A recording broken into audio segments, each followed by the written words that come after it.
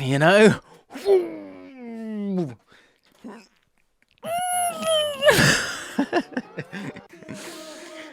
Yep, it's that time of the year. It's the day after the season's ended, and it's time for Allcott to react to his season predictions. Now, the cringe-o-meter could be pretty severe in this one. I warn you now. For those of you, bit of a trigger warning. For any of you who can't handle the cringe of awful takes, this might not be the one for you. But I think I've got a few right as well. Now, we do a lot of predictions, okay? We do a lot of predictions. And I did one after the transfer window, but of course, you do your first one in August. And so I'm going to go from the takes that I made for that video. We're going to go from 20th up to 1st, of course, and have a look at some of the key quotes of which I put forward at the time and see if we got a few right and bask in the cringe of the ones that went wrong. Right, in 20th position, I put Bournemouth. Of course, it wasn't Bournemouth. It was Southampton. We'll talk about Southampton in just a second. I said, it's just a weak squad. I'm not happy with the centre-back situation. I think they'll get someone in. And it was a weak squad. They did go on to spend a lot of money in January. But what they did brilliantly is Gary O'Neill had a nice little patch before the World Cup, I think it was. Went on a good little run and kept them in it. I kept them away from the relegation zone, really. And that was huge. I mean, they spent 50 million in January, which was huge for them.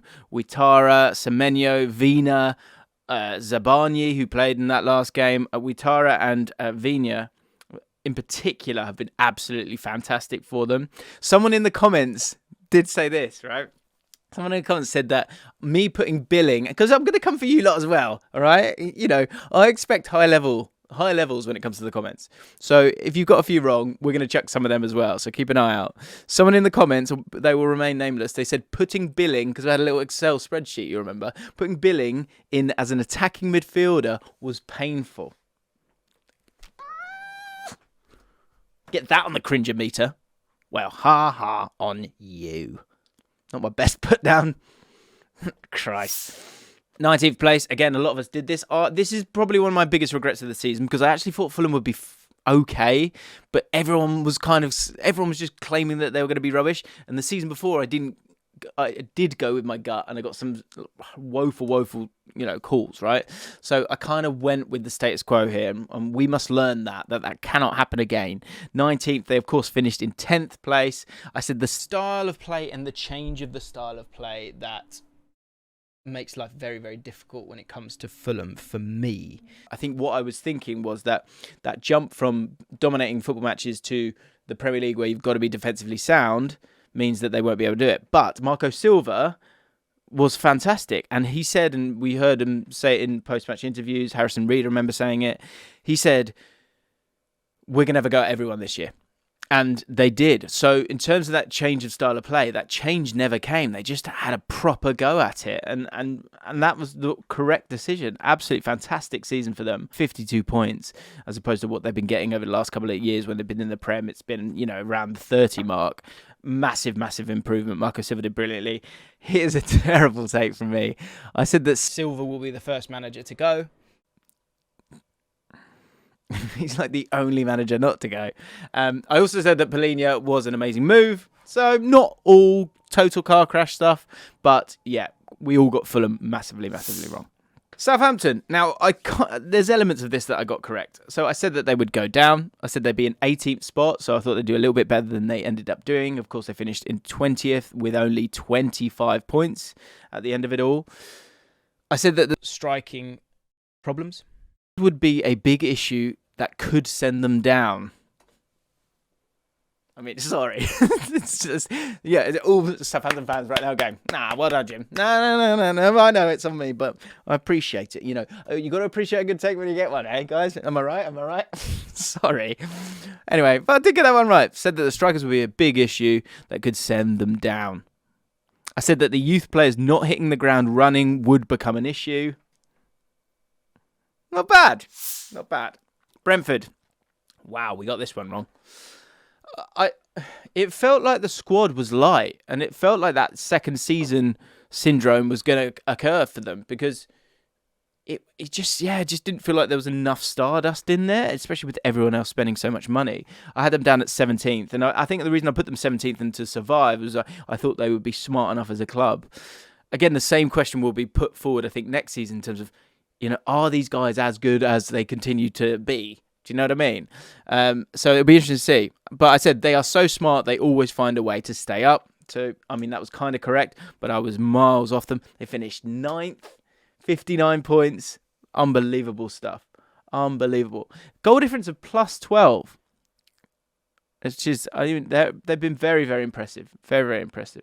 I called that Damsgaard would struggle, but that's not a crazy take, but I guess the sort of the sum of the parts was strong enough. And Damsgaard actually, I think, could have a bigger part to play next season. So keep an eye out for that.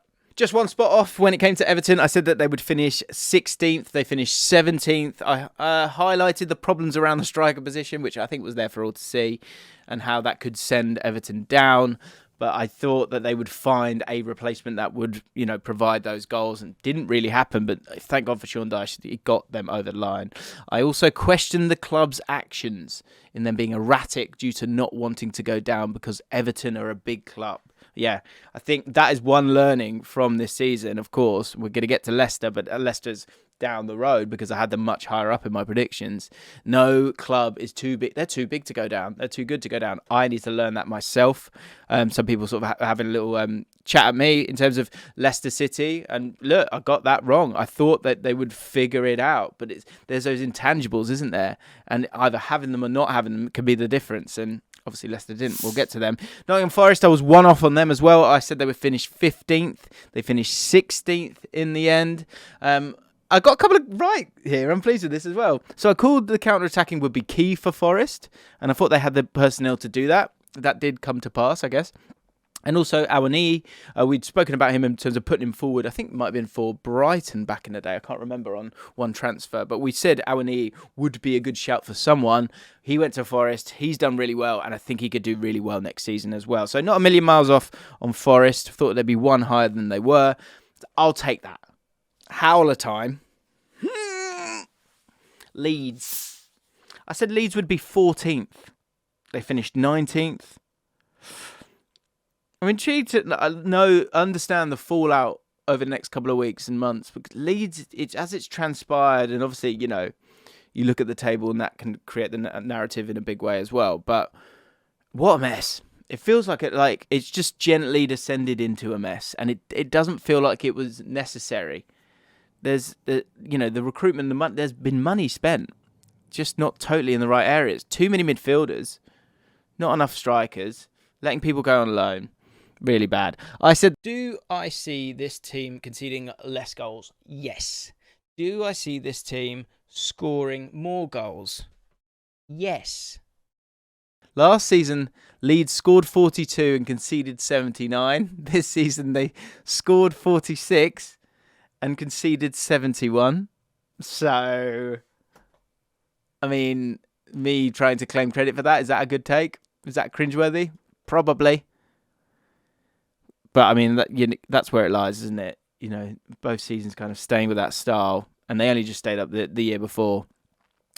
I said this. I think Jesse Marsch is going to do it. For the American managers who've just been laughed out of the Premier League time and time again. Not this time. Yeah. He didn't.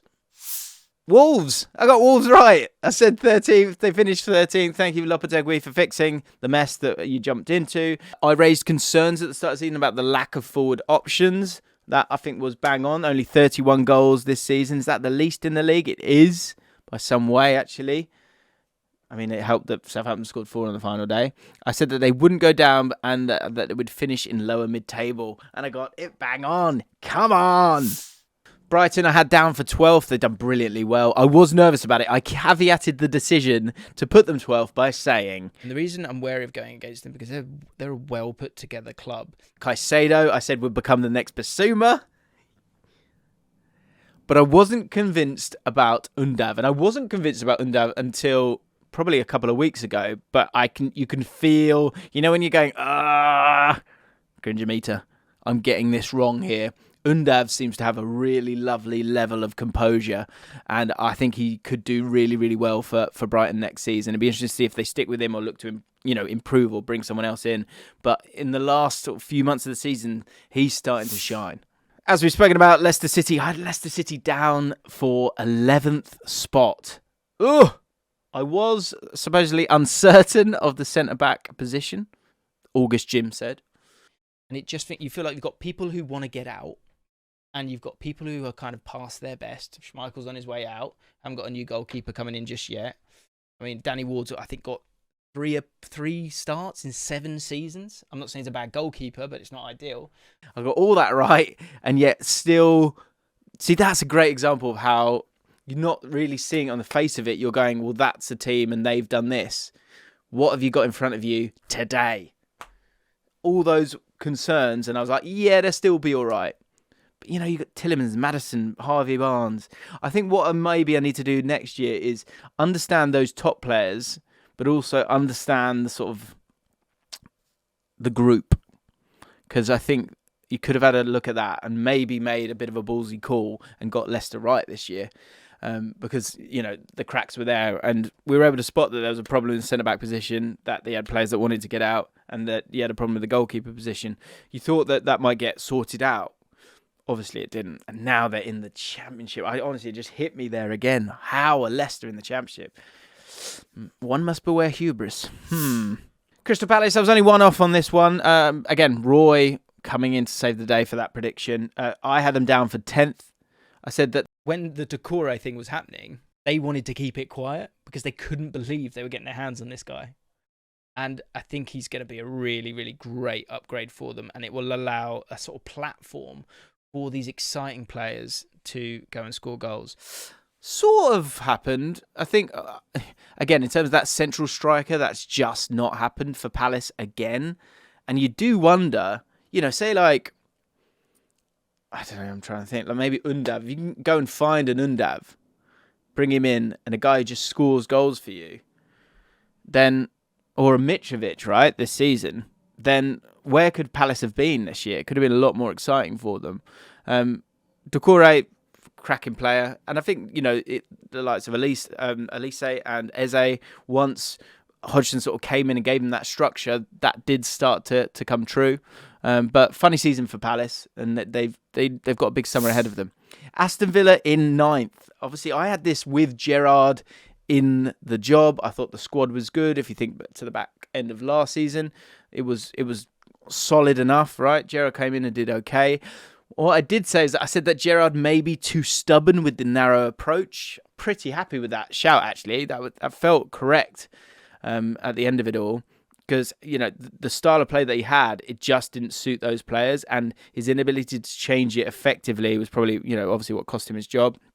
I said that 9th was punchy, but a good fit for them. And in the end, they went and got 7th spot. I'm not sure. I think this is an interesting point. Villa fans, talk to me. If you wash away Gerrard and wash away Emery, how good is that squad?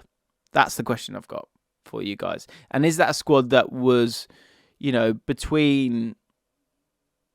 I mean, if you look at the table here, is that the 7th best squad? 8th best squad? I think they were knocking around that area. So Emery's done fantastically well and fixed a mess that was there. But there are some good players there that they just need to find the best out of. But again, that's the Premier League. You've got players that if they're not at it, then you're going to start losing games. But yeah, that recovered. That shout recovered pretty well.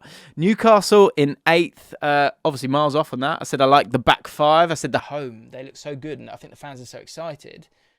I think they're going to have a good year. They only lost twice at home, so I think that's a fair shout. Is it an obvious shout, sort of going on home form? Maybe.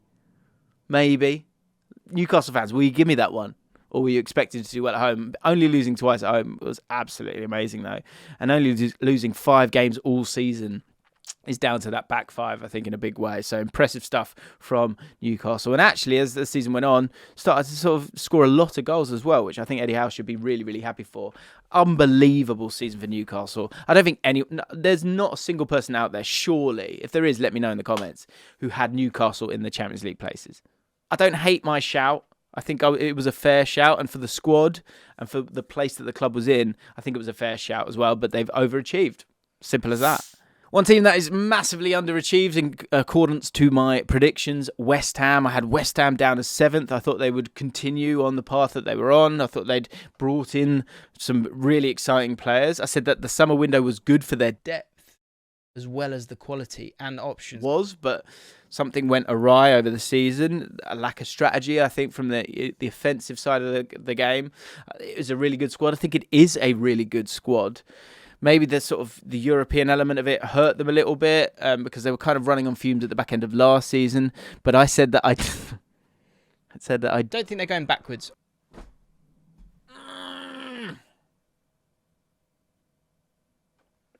Incorrect.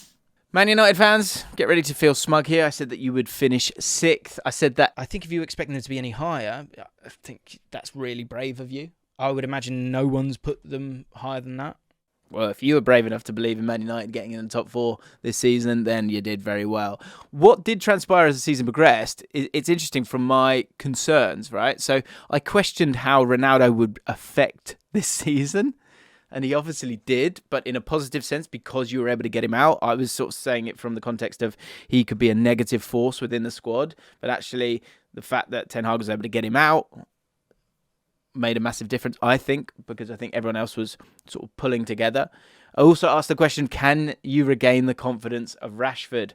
I thought he would improve. I'd never thought he'd get anywhere near how fantastic he was this season for Man United, and that's obviously a huge reason why they are in 3rd place. I think without Rashford and those goals and that run that they went on, they don't finish 3rd. So again, I'm okay with those comments from August Jim. Outside of the Champions League places, I put Arsenal. I said Arsenal would finish 5th. Yep, that means that Chelsea and Tottenham I had above them. We'll get to that. I said that Arteta should be backed. Obviously, it was off the back of, bottling the Champions League spots and Spurs pinching that one. I said that they will be right up there. It's going to be so tight. So tight. And I said that the gap between Arsenal and the top 4 would be small. It was so small that they were miles ahead. Got this horribly wrong. But I think, obviously, he got the right profiles and the right parts together. I think Europa League instead of the Champions League was of use and helpful in terms of the confidence of the team. And they started the season so brilliantly. So, I mean, massively got it wrong, for them to finish 2nd, for them to be, 9 points ahead of 3rd place. Fantastic season when we look at the expectations that I had. I've always backed Arteta. I have always backed him. And I think if you've got a plan, and a plan to be a top side means that you need to control the ball. And I think that's always something that Arteta wanted to do. But could they be fluent? They were this season, apart from in that 10-match or whatever it was section where they lost it all. But amazing. And I got it massively wrong there. 4th spot. Right, this is where it gets ugly. Tottenham. 4th. I mean, they were in 4th before Antonio Conte blew up the club. I think we were all remember, we were all so excited about Tottenham. We all got lost in the shiny things that turned up. I said that I think that Tottenham was so strong. They're so. The thing about Tottenham is they're so strong. Yuck. But there is a glimmer of a lack of depth. Yeah, I think they still needed an 8. They still do need an 8. I said that Conte would get the mindset of the team in place. I mean, he probably... They seemed to... they were in 4th spot. They kept getting the points, but it just didn't feel good at all. But his mindset was rubbish. And therefore, that infiltrated the squad. And then they all just kind of gave up after that. So that's a horrific call. I called that Kane would hit high levels. Easy shout, let's be honest. But I did feel good about him, especially after the season before. You expected him to continue, and he certainly did. So I'll give myself that, but incredibly light pat on the back there, because calling Kane to do well is nothing impressive. Right, this is my worst take. Yuck. But I also think that everyone was saying the same thing. Everyone was thinking this was a good signing. Chelsea, I went punchy with Chelsea because they generally proved me wrong. And I said they finished third. I thought they would finish third. Third. They finished 12th. No one called that. But third looks very bad. You know, if you had Chelsea 5th, then it doesn't look as bad. Third. I just thought Tuchel, good manager. And the squad was there. I said Koulibaly was a good signing. Has not turned out to be the case. I said that Chelsea signings would put them over the line. Just let that hang there. And I said that the feeling around Chelsea was all over the place, but they have a good squad. We weren't sure, were we? I sort of went with them thinking that Chelsea was figure it out. It turns out they don't have the knowledge that they thought that they had. Obviously, numerous changes of manager and essentially quit as the season progressed. -9 goal difference, 44 points, 12th in the Premier League for Chelsea with the money that they spent. Having someone like Koulibaly, who, that's the thing with Koulibaly, is that he's been one of the best defenders over the last 15 years. Okay, maybe you got him a little bit late, but bringing him in, I think you thought that him and Thiago Silva, in terms of names, you thought that was going to be very, very impressive. But Koulibaly has been found wanting, as has my choice of putting Chelsea in third spot. Second spot, I said Liverpool. So, interesting takes here that I made back in August. I said that my gut says Liverpool for the title. Shh. The only thing that could stop them is Man City. It wasn't the only thing. They obviously ended up in 5th spot with a disappointing season. And I raised some concerns about their ability to sort of go again. I think that seemed to be the main thing here. It's amazing, isn't it? I think it's something really interesting, the fact that obviously a season ends and the sort of confidence, chemistry, all those things, to a point, there can be a line that's drawn and you kind of have to reset. And Mane going, a few players coming in. I think Diaz getting injured at the start of the season was a massive loss for them as well. Nunez getting sent off. You lost him for a couple of games. And there was just there's no flow or momentum from Liverpool. And they were sort of struggling from there on in. And they didn't have it in them to do it again. Maybe they've now been able to sort of have that respite, if that makes any sense, and they'll be able to go again next season. Massive summer for Liverpool. They need to sort out that midfield pretty badly. But I thought they would do much better. But at the same time, you could easily see them finishing second next season. There's no reason why they can't, because there's a lot of quality, obviously, still at Liverpool. And I thought they would do it, but they obviously didn't. Man City, I went sensible in this one in the end. I was correct. I got 2 right then. Wolves and Man City. I said that they need to get their left-back position sorted. Turns out Pep doesn't need a left back. I'll just chuck Ake there and he'll figure it out. Or Akanji. Well, Akanji can play that, can't he? I said that the depth may be an issue, but the quality was really high. Again, we didn't realise that Pep Guardiola was going to be an absolute visionary and, change football. Although he's copied De Zerbi a little bit, but I know it's an older thought of Johan Cruyff from back in the day. So, but I think those were legitimate concerns, the depth. And that left-back position, but obviously got it sorted. And Cancelo's got 2 league winners' medals this year for Bayern Munich and Man City. So, he's had a good season. Asked if there may be a Man City wobble at some stage. I think there was. I think there was a little bit of a wobble, probably around, I would say, November, December time. And Arsenal were looking really strong. But in the end, it actually kind of just looked like them sort of taking stock and going again. And obviously, they were the best team in the league, so it was a safe bet, it was a correct bet, and it's nice to finish on getting it correct, because there are some stinkers in there. But actually, do you know what? I'm okay with the content of what I said. I think I made some all right points. I don't know. What do you guys think? Let me know. Well, let me know about what's your worst take of the season?